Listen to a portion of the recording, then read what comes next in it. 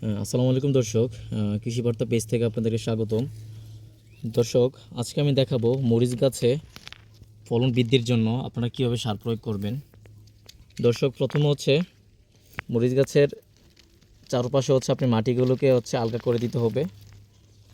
মাটিগুলোকে আলগা করে দিয়ে জোরে করে দিতে হবে। তো মরিচ গাছে যদি আপনি পরিমাণ মতো সার দেন, তাহলে মরিচ গাছের ফলন বৃদ্ধি পাবে এবং গাছটা সতেজ থাকবে।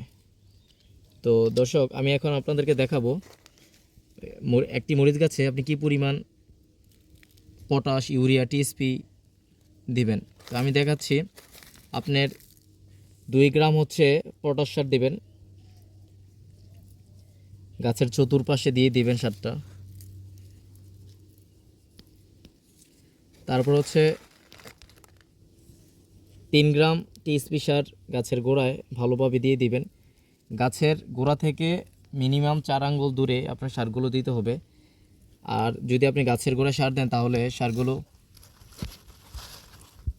ঘেঁষে আপনার চারাটা মরে যাওয়ার সম্ভাবনা থাকবে। তবে সার দেওয়ার পরে আপনারা মাটি দিয়ে এটাকে সমান করে দিবেন।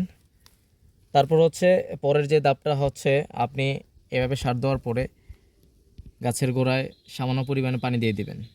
দর্শক, আমি এখন গাছের গোড়ায় পানি দিয়ে দিচ্ছি। তো এভাবে করে আপনারা সার প্রয়োগ করবেন, তাহলে আপনার গাছের পর্যাপ্ত ফলন আসবে।